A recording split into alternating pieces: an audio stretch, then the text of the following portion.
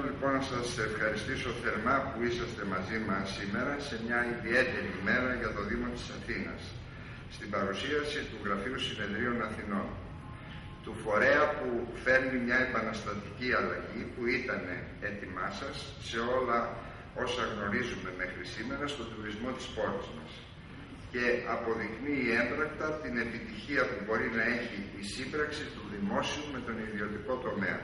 Εγώ πιστεύω απόλυτα στη σύμπραξη αυτή και νομίζω ότι μόνο έτσι μπορούμε να πάμε μπροστά. Ήταν ένα μεγάλο προσωπικό στοίχημα η δημιουργία ενός διαφορετικού μοντέλου τουριστικής ανάπτυξης για την Αθήνα, από το οποίο τα ωφέλη είναι πολλαπλά και για την οικονομική ζωή της πόλης, για εσάς, τους επιχειρηματίες και τους εργαζόμενους στον κλάδο και βεβαίως για την προβολή της πόλης και τελικά για τους ίδιους τους πολίτες αυτής της πόλης. Σε μια κρίσιμη εποχή για την ελληνική οικονομία και τη χώρα, που δίνει μάχες σε όλα τα επίπεδα για να κερδίσει την αξιοπιστία της απέναντι στους εταίρους και να οικοδομήσει ένα στέρεο επενδυτικό περιβάλλον, όλοι γνωρίζουμε πως δεν υπάρχουν ούτε μαγικές λύσεις, ούτε χρόνος για ευχολόγια. Το 2007, την ίδια περίπου εποχή, εξαγγείλαμε την ίδρυση του Athens Convention Bureau, του πρώτου δημοτικού φορέα για την προβολή της πόλης μας στις αγορές του συνεδριακού τουρισμού. Λίγο νωρίτερα είχαμε ολοκληρώσει την ίδρυση της Εταιρείας Τουριστικής και Οικονομικής Ανάπτυξης Αθηνών, μια από τις πρώτες κινήσεις ουσίας για την τουριστική ανάπτυξη της πρωτεύουσας. Το μοντέλο ανάπτυξης, το οποίο πιστεύουμε, περιλαμβάνει ένα συγκροτημένο σχέδιο που σέβεται και αξιοποιεί τα όποια συγκριτικά πλεονεκτήματα της πόλης μας, της Αθήνας, μέσω προσεκτικά μελετημένης και στοχευμένης πολιτικής προβολής και μάρκετινγκ. Με σύγχρονες μεθόδους και δυναμικά βήματα προσπαθούμε να προβάλλουμε μαζί με εσάς το σύγχρονο πρόσωπο της πόλης στις διεθνείς τουριστικές αγορές. Μετέχουμε ενεργά στα περισσότερα διεθνή φόρα του τουριστικού κλάδου και προσπαθούμε να δίνουμε στον επισκέπτη της Αθήνας πλούσια, αξιόπιστη και επικαιροποιημένη πληροφόρηση. Από την πρώτη στιγμή έχουμε αρρωγούς και στενούς συνεργάτες τους τουριστικούς φορείς και τις επιχειρήσεις της Αθήνας και θέλω να σας ευχαριστήσω πάρα πολύ, οι οποίοι εστερνίστηκαν το όραμά μας και αγκάλιασαν με ιδιαίτερη θέρμη τις προσπάθειές μας. Δεν έχουν γίνει όλα, έχουν πάρα πολλά να γίνουν, ενδεχομένως έχουν γίνει και λάθη, αλλά σημασία έχει ότι υπάρχει καλή θέληση και συνεργασία. Εξίσου απαραίτητη είναι η στήριξη από την πολιτεία και η ουσιαστική συνεργασία σε όλα τα επίπεδα, με σκοπό την περαιτέρω ενίσχυση του ελληνικού συνεδριακού προϊόντος και της Αθήνας ως κορυφαίου συνεδριακού προορισμού της χώρας.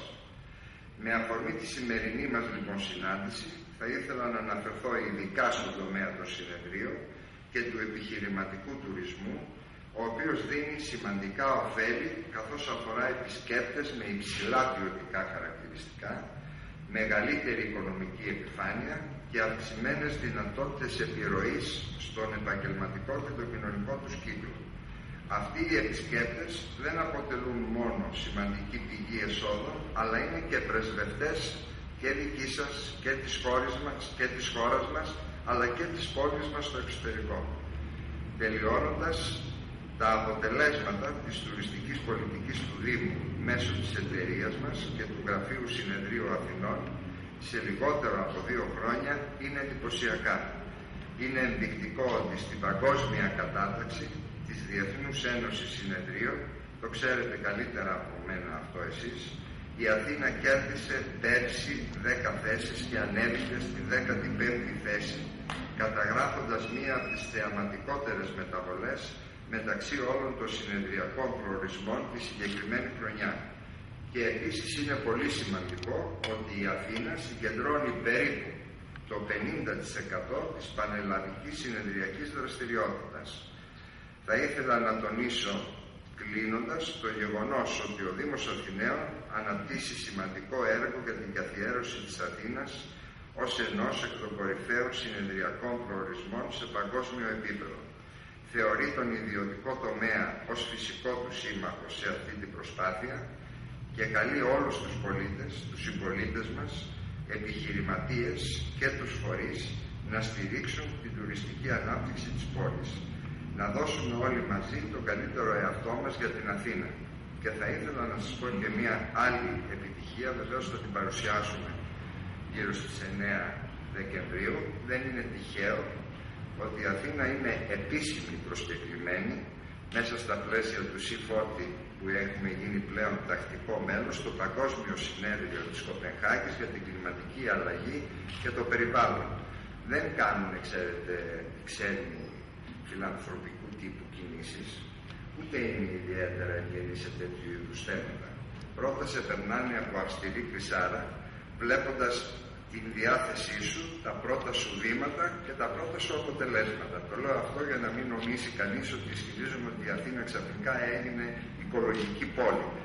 Όχι, αλλά έχουν γίνει τα 2 τελευταία χρόνια τέτοιες προσπάθειες που μας έστειλαν την πρόσκληση και μετέχουμε ισότιμα με πόλεις, κολοσσούς και με μεγάλη παράδοση σε ό,τι αφορά την προστασία του περιβάλλοντος.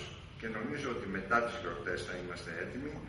Αυτό θα είναι έτσι μια ξενάγηση και ένα δίπλο μετά προσφορά από το Δήμο όταν θα τελειώσει η ανάπλαση της συνοικίας του Ψηρή που γίνεται πλέον σύμφωνα με όλες τις περιβαλλοντολογικές προδιαγραφές από ψυχρά υλικά στους νέο διαμορφόμενους δρόμους, από καινούριο οικολογικό φωτισμό. Θέλω ιδιαίτερα να ευχαριστήσω τους ανθρώπους όλους του τουριστικού κλάδου, από τον πρώην και τον Νι και τον Μαθουσάλα, εντός εισαγωγικών η λέξη, γιατί είναι πολύ νέο, την παρεξηγηθεί ο κ. Φωκάς, να πούμε, και στο πρόσωπο το δικό τους και όλους τους νεοτέρους, για την συνεργασία που έχουμε και είμαι ευτυχής ακόμη και για τις παρατηρήσεις του, γιατί είναι παρατηρήσεις που κάνετε καλοπροαίρετα, που έχουν στόχο και για σας και για μας να κάνουμε